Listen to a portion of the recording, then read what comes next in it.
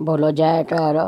बोल मेरे श्री गुरु महाराज की, श्री परमांस दयालु महाराज की, जय सच्चिदानंद। श्री अद्वैत वचनामृत में पिछली बार हमने चिकित्सा और चीरफाड़ के उदाहरण सुने थे। अब आगे महाप्रभु युद्ध के शस्त्रों के उदाहरण दे रहे हैं। यानी युद्ध में कौन से शस्त्र यूज होते थे, पहले प्रयोग में जो हम लाते थे प्राचीन काल में।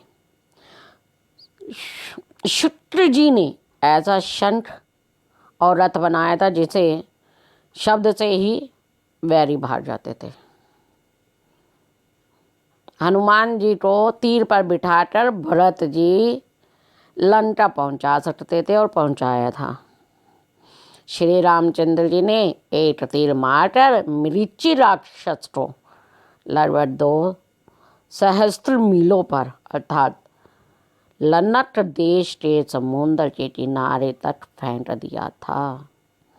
लंका के युद्ध में अनेक प्रकार के अंधेरा करने वाले और प्रकाश करने वाले, बेहोश करने वाले, होश में भी लाने वाले, गैस और गैसों के प्रभाव को नष्ट करने वाले गैसों का प्रयोग, हवाई जहाज का युद्ध और हनुमान जी का पहाड़ को उठा लाना। अब आगे देखिए, महाप्रभु बताए उन्नति के अंत समय में अर्थात महाभारत के युद्ध में राजा बब्रीठ के पास केवल 2 तीर थे। एक तीर के छोड़ने से शरीर पर एक चिन्ह हो जाता था, दूसरे तीर से चलाने के स्थान पर से प्राण निकाल दिए जाते थे। भीष्म पितामह 10,000 महारथियों को प्रातः से साईं तक मार। अश्वत्थामा के चलाए हुए ब्रह्मशस्त्र और नारायण अस्त्र विख्यात हैं। अब देखो, हमारे महाप्रभु आगे इंजीनियरिंग के बारे में उदाहरण दे रहे हैं। राजा भागीरथ ने गंगा को पहाड़ों से निकालकर समुद्र तक पहुंचाया। श्री रामचंद्र जी के समय में रामेश्वर से लेकर लंका तक समुद्र में पुल बनाया गया था। पांडवों के समय में दानव ने ऐसा महल बनाया था कि जिसमें जल भरी जगह खाली दिखे और खाली जमीन पानी से भरी हुई दिखाई दे। जहाँ दीवार थी वहाँ दरवाजे थे, द्वार थे, और जहाँ दरवाजे थे वहाँ दीवार दिखाई देती थी। भ्रमित महल बनाया। अर्जुन ने बाणों का पुल बना दिया था जिस पर से ऐरावत हाथी को पार उतार दिया गया। हिंदुस्तान में कई नदियों का नाम बाणगंगा है। उन सबका जल ट्यूबवेल के नमूने पर अर्थात बाण से निकाला गया। कुरुक्षेत्र में भी जहाँ भीष्म पिता के लिए जल निकाला था उसका आकार ट्यूबवेल जैसा है। अब देखिए, आगे बता रहे कला कौशल। आगे हमारा है कला कौशल। प्राचल ने नाली अर्थात ट्यूब के द्वारा अपना विरह अपनी स्त्री के लिए भेजा था। राजा पृथ्वी ने ऐसा धनुष बनाया जिससे कुल ऊंची भूमि को खुदवाकर नीचे गड्ढों में गिरवाकर भूमि को समतल बना दिया गया। आजकल के ट्रैक्टर तो मामूली गड्ढों को ही भर सकते हैं। श्री बलराम ने तो हल और मूसल द्वारा यमुना जी की धारा ही पलट दी। राजा विप्र ने ऐसा रथ बनाया था प्रेमियों, जिसका सूर्य के समान प्रकाश था और इतना भारी था कि जिसके चलने से एक गोलाकार पृथ्वी के 7 भाग हो गए थे। रथ के पहिए के दबाव से भूमि से जल निकलकर समुद्र बन गए। ऋषभ देव जी के राज्य में बिल्कुल वर्षा नहीं हुई, तो उन्होंने अपनी विद्या से आवश्यकता अनुसार जल बरसा दिया।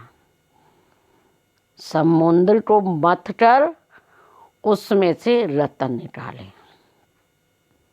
कुबेर का पुष्पक विमान जो वायु से चलता था और जहाँ चाहे आकाश में अधिक टहल सकता था, परंतु वर्तमान काल में अभी तक उस प्रकार की उन्नति देखने में नहीं आई और ना कोई वैसा अब तक हवाई जहाज ही तैयार हो सका जो आकाश में अधिक टहल सके।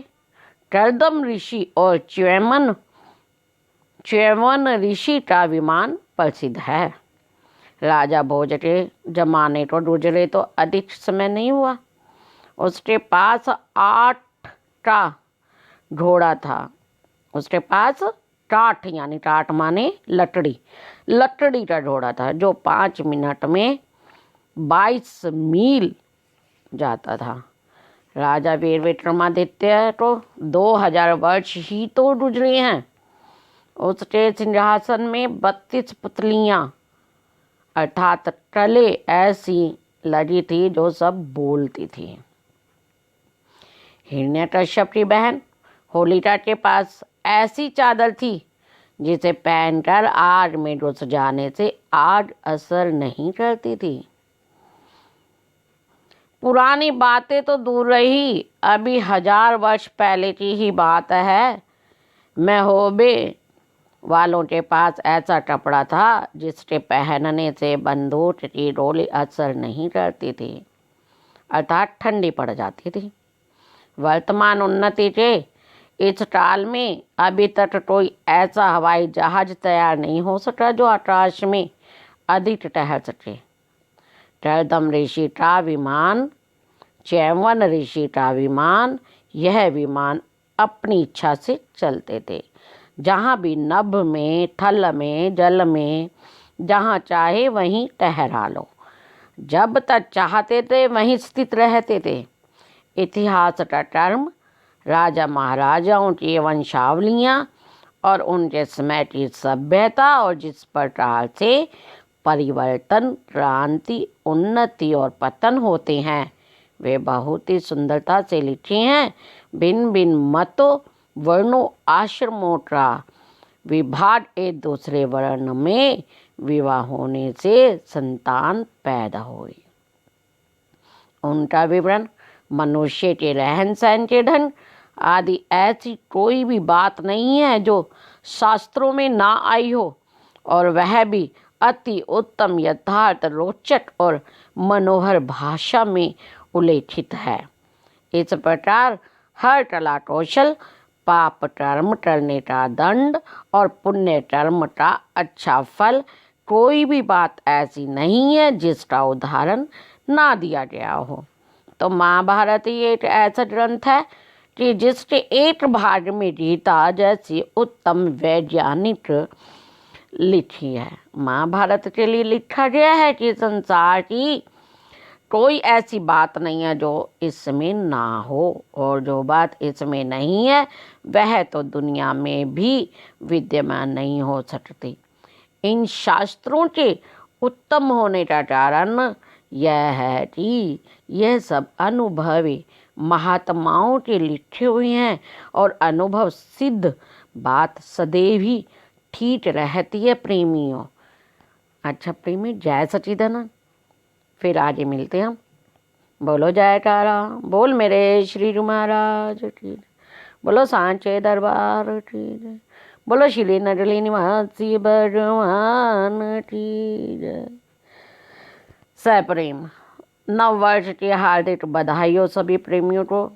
गुरु की कृपा और रहमत आप लोगों पे बरसे। नव वर्ष की शुभकामनाएं सभी संगत को। जय सच्चिदानंद जी।